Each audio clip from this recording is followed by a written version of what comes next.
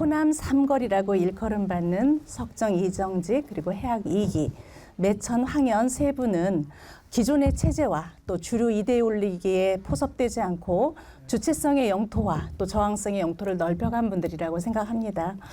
안녕하십니까. 오늘 귀한 걸음해 주신 이은철 소장님과 뜻깊은 이야기들을 나누도록 하겠습니다. 광양에서 온 함께하는 남덕연구원의 소장 이은철입니다. 반갑습니다. 네. 오늘 이렇게 귀한 걸음 해주셔서 감사합니다. 바로 본론으로 들어가겠습니다. 첫 번째 질문 들어가겠습니다. 네. 석정 이정직 해학 이기 매천 황현 세 분을 호남 삼걸 또는 호남 삼절이라고 부르잖아요. 네. 이런 용어는 언제부터 사용하셨나요? 예, 여러 쌤들도 잘 아시는 다산 정약용이 강진으로 유배를 왔었죠. 이때 이분이 강진에 유배 와서 이런 말씀을 하셨어요. 호남 지역은 옛날 일에 충신과 의사들의 연목과 숲이었다. 많은 충신과 의사를 배출했다는 얘기죠. 그래서 그 호남 지역에 그런 많은 충신과 의사들을 묶어서 호남 삼걸이라는 용어를 역사 속에서 여러 번 사용했는데요. 크게는 두 번을 얘기할 수 있습니다. 16세기와 19세기 말에 이런 용어가 두 번 등장했는데요. 16세기는 선생님들 잘 아시는 것처럼 사화의 시대였죠. 그때 우리 광양 출신의 신제 최산두 그리고 윤선도의 정조부였던 귤정 윤구 그리고 남 유성춘 이 세 분 이름의 끝 글자를 타서 호남 삼걸 두구춘이라는 용어가 역사 속에서 굉장히 유행을 했습니다. 오늘 말씀드릴 석정 이정직 그리고 해학 이기 매천 황현 이 세 분을 묶어서 호남 삼걸 또는 호남 삼절이라고 하는 표현은 조금 전에 말씀드린 그 16세기의 호남 삼걸 두구춘에서 벤치마킹을 해서 1970년 정도에 만들어진 용어라고 지금 학계에서는 그렇게 연구가 되어 있습니다. 1967년에 전북 매일신문에 연재되었던 글을 묶어서 전북 매일신문사에서 1970년에 명문의 고향이라는 책을 출판하는데 그때 그 책에서 석정 이정직 선생을 소개하는 글에서 호남 삼걸이라는 표현을 한 것이 가장 빠르다고 그렇게 얘기가 되고 있습니다. 그래서 정리를 하면 우리 호남 지역에서는 16세기의 살인들을 묶어서 호남 삼걸 또 19세기 말에 구한말에 호남 지역의 유명한 유학자 세 분을 묶어서 호남 삼걸 그렇게 두 번 사용하고 있다고 얘기를 할 수 있겠습니다. 자, 두 번째 질문 하겠습니다. 소장님. 한 사람의 인생을 이해하는데 가장 중요한 정보는 무엇이라고 생각하십니까? 예, 저 개인적으로는 한 사람을 이해하는데 가장 중요한 정보는 그분의 태어난 해 그리고 돌아가신 해 이렇게 생물년을 이해하는 게 가장 중요하다고 생각됩니다. 오늘 말씀드릴 세 분 모두 열강들이 약소국을 무력으로 침탈하던 시기 흔히 얘기하는 제국주의 시대 우리나라로 치자면 그 제국주의 침략을 받아서 나라가 국망의 위기에 있던 백척간두의 위기에 있던 그 시기에 태어나셔서 활동을 하셨죠. 이정직 선생님은 앞에서도 말씀해 주셨는데요. 1841년에 태어나셨고요. 이기 선생은 1848년, 황현 선생은 1855년. 우리 앞에서도 여러 쌤들이 말씀해 주셨는데요. 그 세 분이 각각 7살 차이고요. 가장 연배가 높으신 이정직 선생하고 가장 막내인 황현 선생은 14살의 차이이지만 이분들이 나이를 잊고 그 망년지교로 아주 절친으로 지내셨습니다. 예, 그런데 오는 데는 순서가 있지만 또 가는 데는 순서가 없죠. 가장 먼저 돌아가신 분은 해학 이기 스님이 1909년에 서울의 한 여관에서 객사를 하셨고요. 두 번째는 우리가 일제에게 나라를 강탈당했을 때 매천 황현생이 1910년 9월 10일에 자결 순국하셨고요. 그 다음 가장 연장자였던 석정 선생님이 매천 선생님이 가시고 난 약 2달 뒤에 11월 초에 운명하셨습니다. 네. 그 출생과 또 사망까지 말씀해 주셨습니다. 그러면 이 세 분의 가문과 또 성장 과정, 직업 등에 대해서 공통점과 공통점과 차이점이 예. 어떤 것일까요? 세 분의 공통점이라면 그 향촌의 그 몰락 양반 집안에서 태어나셨다고 그렇게 말씀을 드릴 수 있습니다. 이 세 분 다 과거에 뜻을 두었지만 능력은 출중했지만 워낙 부패한 시기이고 해서 상황이 여의치 않아서요. 과거에 합격을 해서 관직으로 진출은 하지 못했습니다. 그래서 생계 유지를 위해서 해학 이기 선생 같은 경우는 수당 훈장을 하시기도 하고요.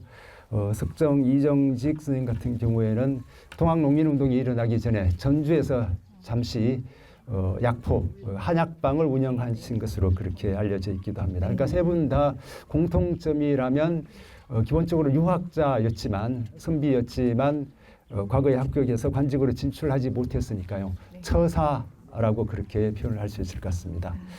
예, 차이점이라면 세 분의 성향이 좀 많은 차이가 있었는데요. 이기 선생은 현실 개혁을 적극적으로 추진한 행동하는 혁명가였다라고 그렇게 표현할 수 있고요. 앞에서도 말씀하셨지만 동학농민운동에도 참여하셨고 또 을사오적을 처단하기 위해서 직접 행동에 나서다 유배를 가시기도 하고 그랬었죠.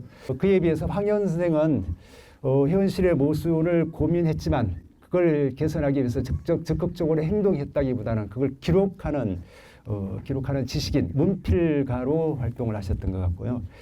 이정직 선생 같은 경우에는 물론 학문도 출중하셨지만 또 예술가로서도 많은 이름을 남기신 것 같아요. 후손분께서도 말씀하셨지만 시서화에 모두 뛰어난 삼절로 불리기도 하셨습니다. 네. 예. 그 사람과의 만남에는 첫 만남이 중요하잖아요. 예, 세 분은 어떤 인연으로 만나셨을까요? 예. 세 분의 첫 만남에서 먼저 석정과 해학의 첫 만남에서는 석정과 해학이 두 분은 같은 김제에 계셨으니까요. 일찍부터 아셨겠지만 두 사람 사이의 관계를 알 수 있는 자료는 해학 이기생이 남긴 시에 남아 있는데요. 우리 김제 시낭송협회 분들을 통해서 해학 선생이 석정생의 제자 김관표를 서울에서 만나서 해학 선생과 관계된 석정생과 관계된 시를 1890년에 지은 시가 남아 있는데요.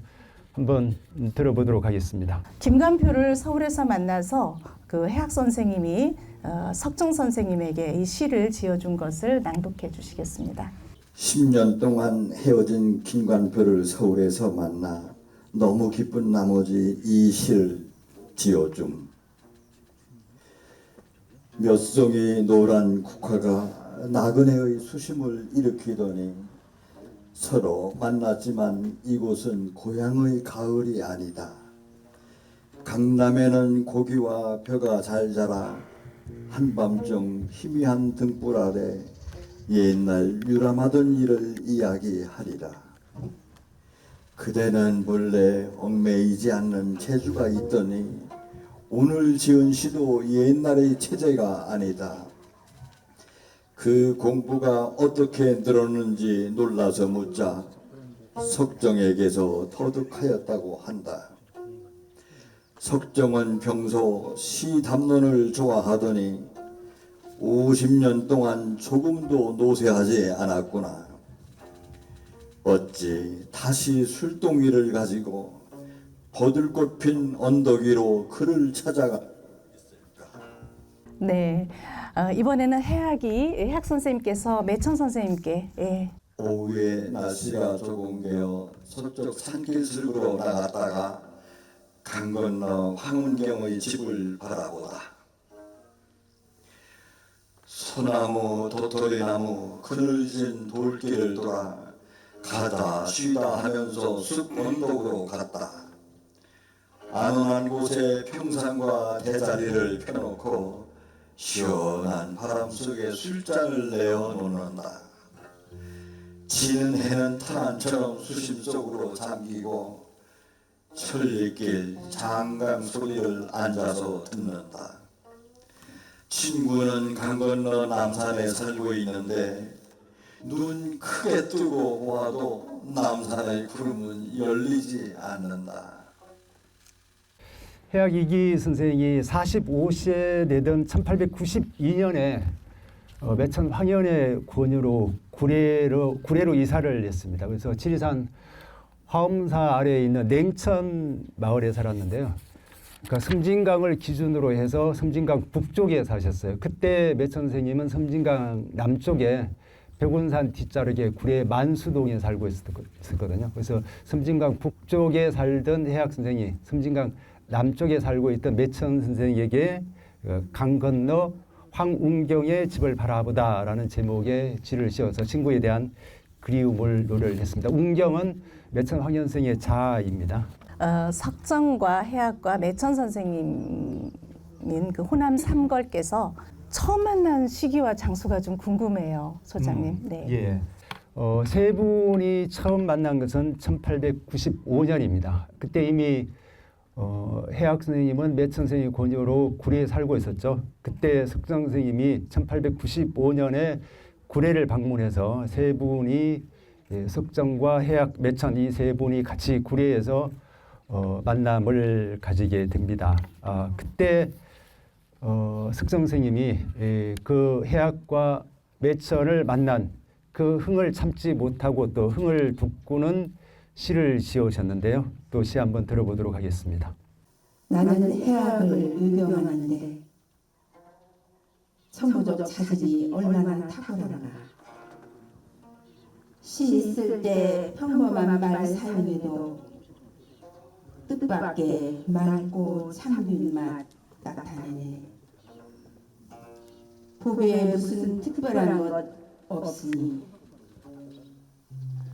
답습하는 것은 아니라 느껴지네. 청순한 품격 고음이 없으니 홀로 사람들 앞에 있네. 탁월한 매천자는 홀로 독특한 문장을 열었네.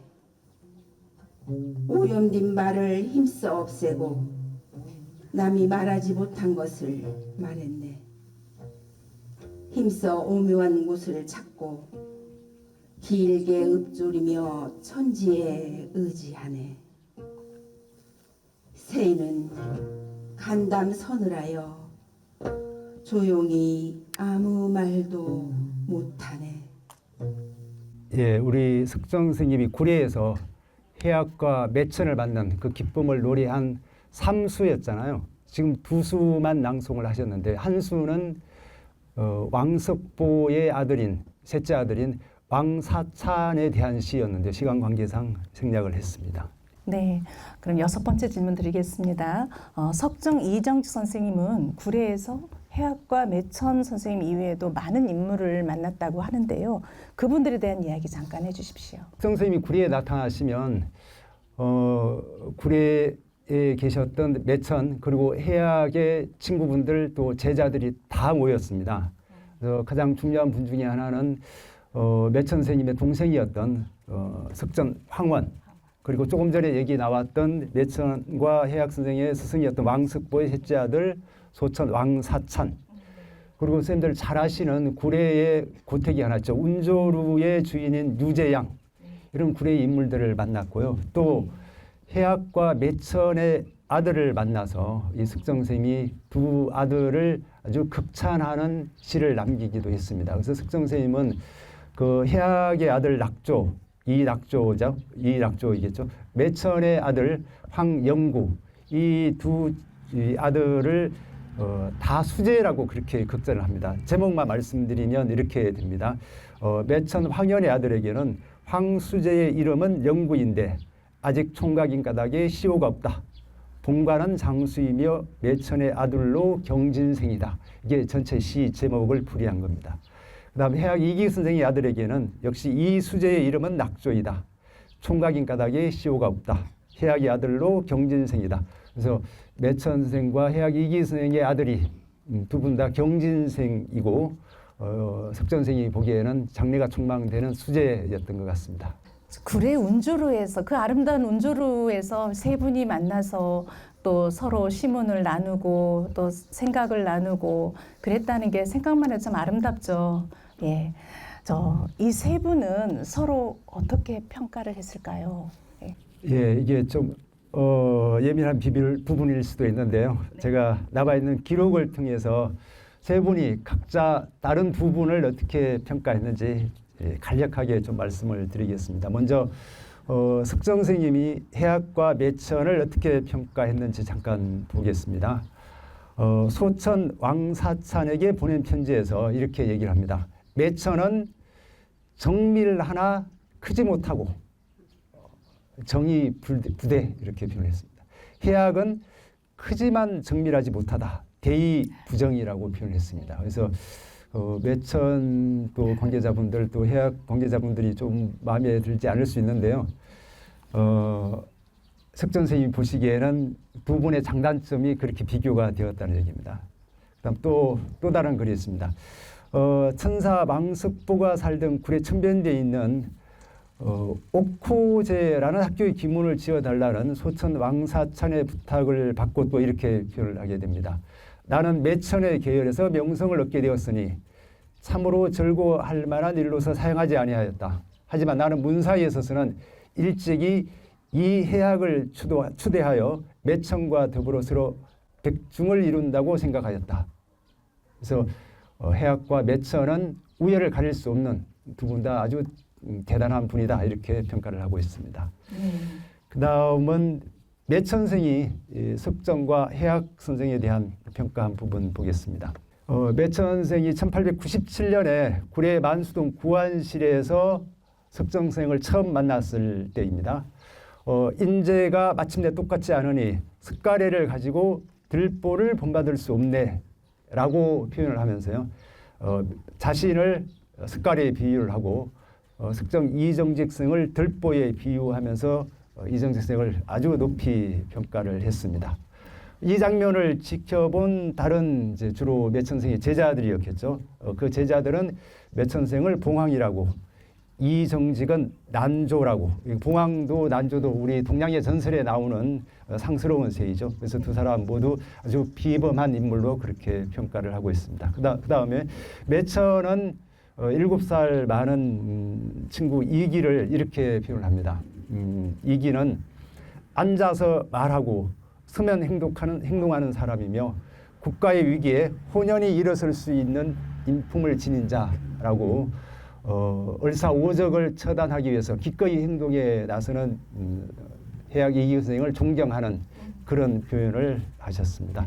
마지막으로 해학 선생이 매천에 대한 평가한 부분에서는 이렇게 됩니다. 그래서 해학 선생이 보기에는 매천 선생님은 좀 행동하는 부분에 조금 부족함이 있었잖아요. 그래서 매천의 처사적 태도가 마음에 들지 않아서 1903년 매천에게 편지를 보내서 구구운동에 좀 선봉에 나서달라라는 충고 겸 부탁을 하기도 했었습니다.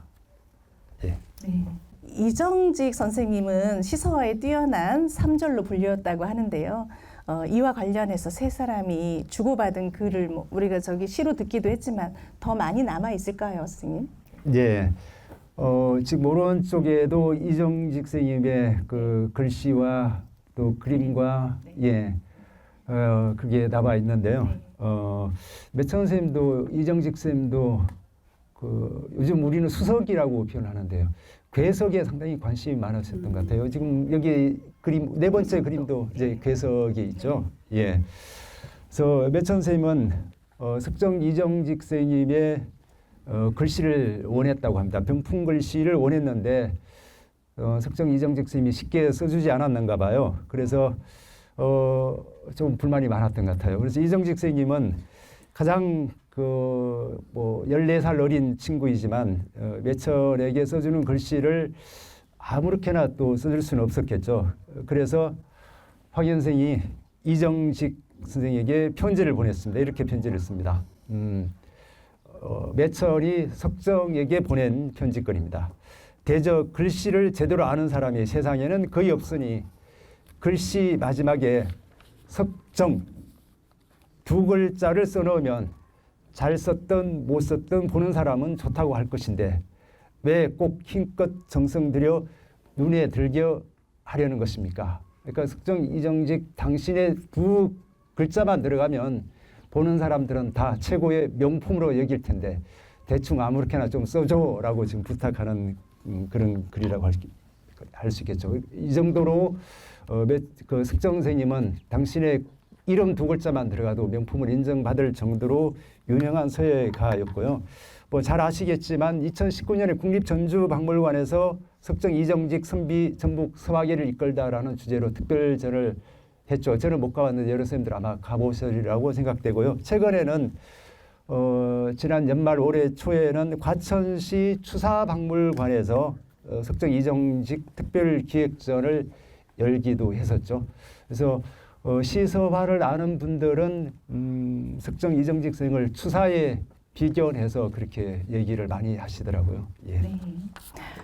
석정 이정직과 매천 항연은 항연 선생님은 많은 편지를 주고받은 것으로 알려져 있는데요. 대표적인 글을 좀 간단히 소개해 주시면 좋겠습니다. 예. 먼저 매천 선생님이 석정 선생님에게 써드린 글을 좀 소개를 하면은요.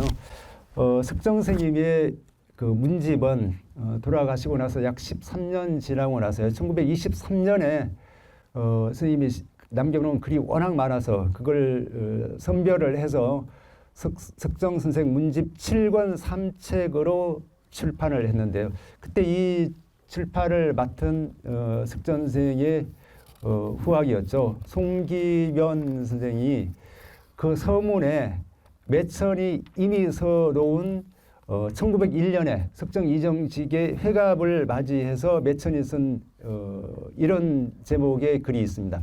석정 선생의 61세를 경건히 축소하며 서문을 쓰다라는 글이 있었는데요. 그 글을 매천 선생님이 돌아가셨지만 23년도에 석정 선생의 문집을 출간할 때 서문으로 그걸 실기도 했습니다. 잠깐 제가 짤막하게 읽어드리면요.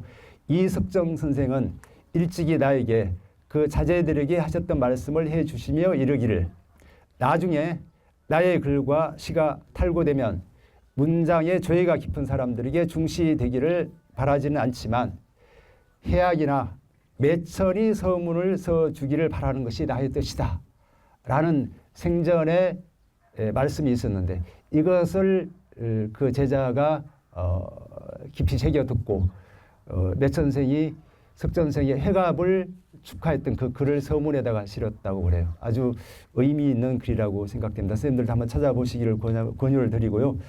또 석정 선생은 매천이 50세가 되었을 때 이제 1904년이죠. 14살이나 차이가 있었으니까요.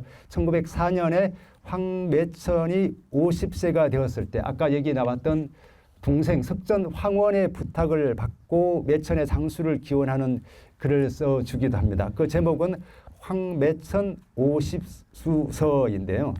그 구절에서 중요한 구절만 제가 한번 읽어드리면요. 석정 선생이 매천의 50세를 기념해서 써준 글입니다.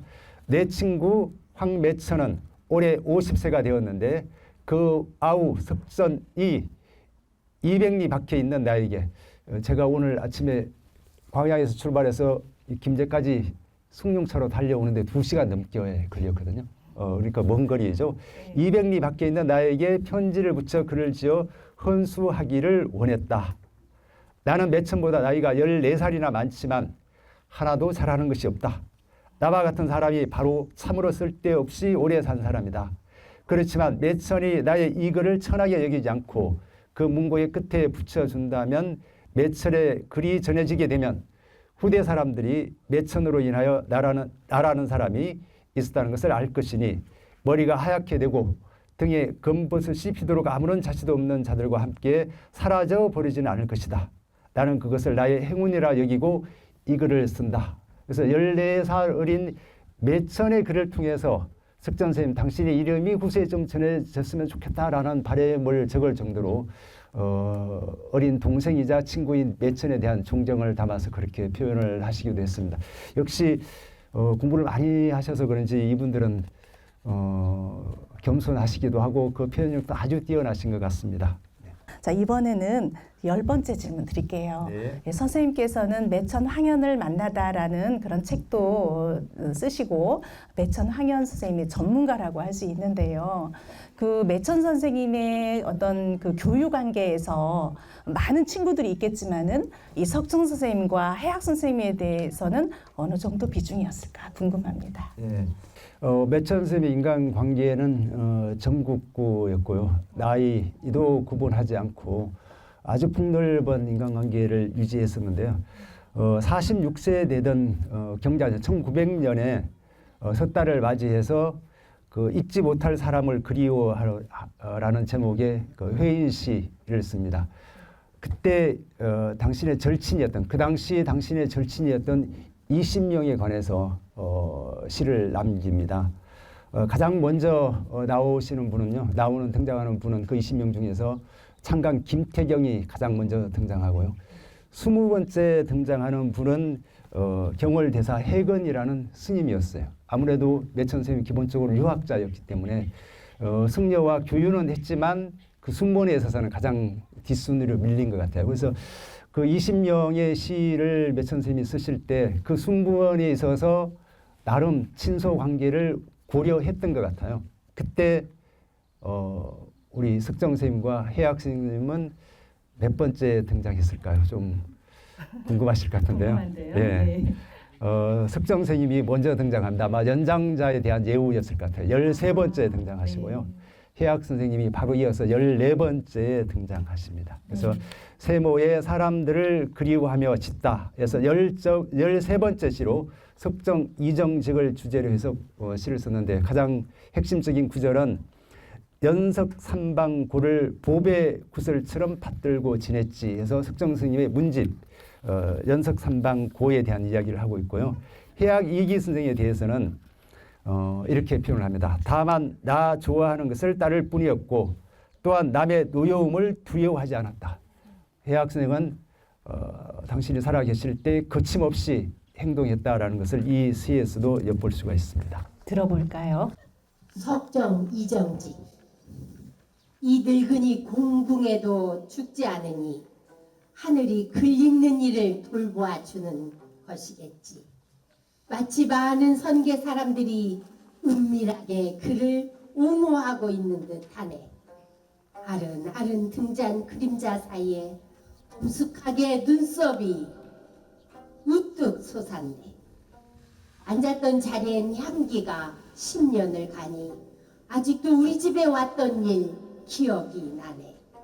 정미하게 연구하니 밤에도 눈이 반짝이고 게으름을 떨어내니 새벽에도 등이 ቁቁ했네. 두었지 연석산 방구를 보배 구슬처럼 받들고 지냈지. 선생은 스스로 마음을 둔 곳이 있으니 느긋하게 배를 한번 치며 웃었지. 봉남 오동나무에 가을이 들었으니 일이 어찌 중대하지 아니하랴. 해학 이기 글솜씨 자랑을 수치로 여겼고 다만 나 좋아하는 것을 따를 뿐이었고 또한 남의 노여움을 두려워하지 않았다. 풍진 세상에서 제대로 뜻도 못 펴고 길게 휘파람 불며 천구의 옛사람을 그리워하였다. 늙음하게 벼슬 한 자리 얻었으나 관직을 벗어 땅바닥에 내던지고 말았다. 나는 백성 위에 일할 뿐이니 언제고 벼슬 감투 연연한 적이 있었던가. 손을 들어 공정들에게 작별 인사를 하였네.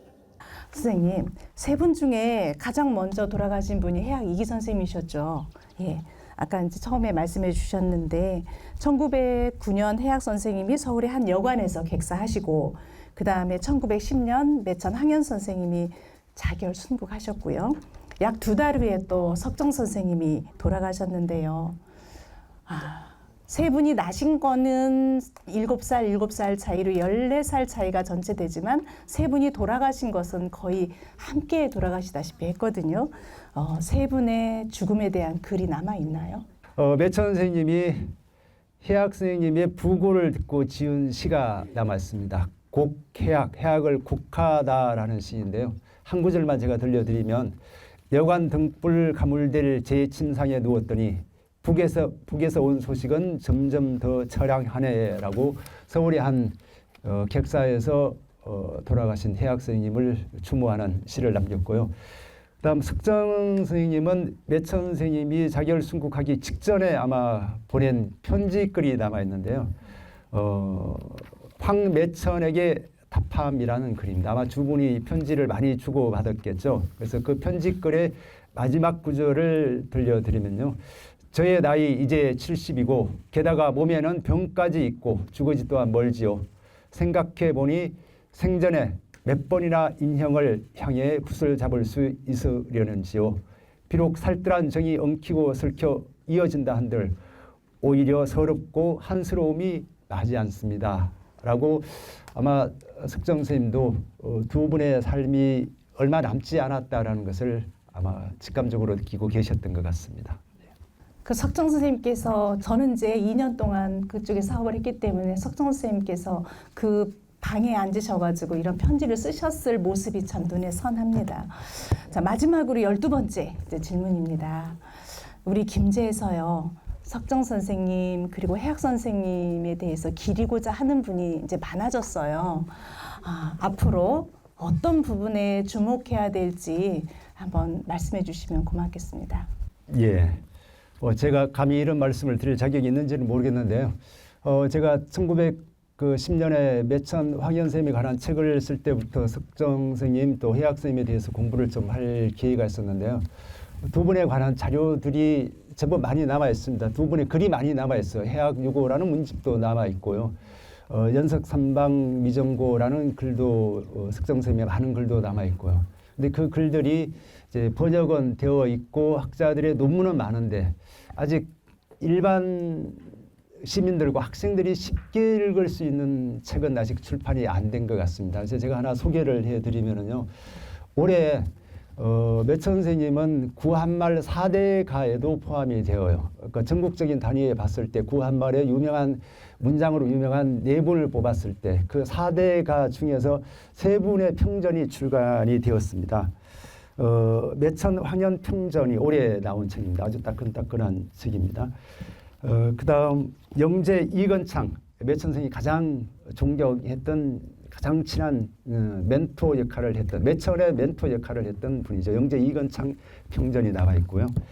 그 다음 추금 강위, 매천보다 나이가 상당히 많은데요. 그래도 친구처럼 지냈던 분이요. 이분들의 평전이 나와 있고요.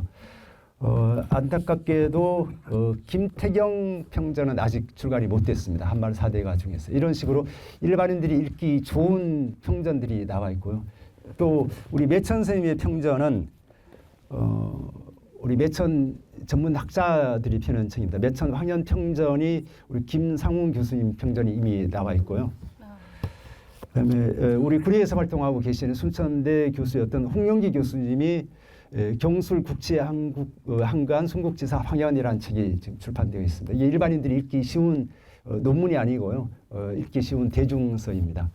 그다음 매천 황현을 만나다라는 책은 그렇죠. 2010년에 100주년 기념해서 쓴 책이고 이렇게 매천 선생님 같은 경우에는 일반인들이 쉽게 읽기 쉬운 대중서가 4권이나 이미 출판이 되어 있는데 비해서요. 우리 해학 선생님과 석정 선생님의 경우에는 논문들을 묶어놓은 책들은 있고 또 석정 선생님 같은 경우에는 특별전을 하고 나면 도록이 나오는데 도록은 나와 있지만 일반인들이 읽기 쉬운 글들은 아직 책은 안 나온 것 같아요. 그래서 김제에 계시는 분들이 이런 해학 선생님과 석정 이정직 선생님을 시민들에게 또 학생들에게 알리기 위해서는 좀 쉬운 책들을 좀 많이 펴내도록 노력을 하셨으면 하는 부탁을 드리는 걸로 마무리하겠습니다. 네, 고생하셨습니다. 감사합니다. 이제 정말 말씀을 들으니까 저희 김제 지역에서 좀 더 분발을 해야 될 것 같습니다. 다행히도 작년 9월에 해학 이기 선생님의 그 한시를 현대식으로 번역한 책이 나왔어요. 그래서 그 이 지역의 정량 교수님하고 또 김제의 전주의 구사위 교수님께서 펴낸 책인데요. 저도 이 사업을 좀 진행하면서 어려운 한시를 가지고 어떻게 할까 참 고민을 했었는데 마침 그렇게 책이 나와서 참 좋더라고요. 그 책에 있는 시로 저 벽화를 오시면서 보셨는지 모르시겠지만 벽화를 만들고 또 그 벽화 해설집을 만들고 해서 누구든지 보면 좀 쉽게 이해할 수 있도록 그렇게 책이 있으니까 좋더라고요. 앞으로 좀 더 저희 김제에서도 매천 선생님의 이렇게 연구를 한 것처럼 저희도 쉬운 책을 좀 만들어내는데 좀 노력을 해야 될 것 같습니다. 자, 감사드리고요. 문명 그 비평가 들리주가 있죠. 그 학자의 말에 기대어 말씀드리자면요. 호남 삼걸은 탈주하는 지식인이 아니었나 하는 생각이 듭니다. 오늘 귀한 걸음해 주신 이은철 소장님과 뜻깊은 이야기를 나누었습니다. 광양 구례의 지역민과 또 김제의 지역민들이 호남 삼걸의 깃발 아래 모인 이 자리는 앞으로 큰 장으로 뻗어나가는 초석이 될 것이라고 믿으면서 오늘 인문학 콘서트를 마치도록 하겠습니다. 고맙습니다. 고맙습니다. 수고하셨습니다. 예.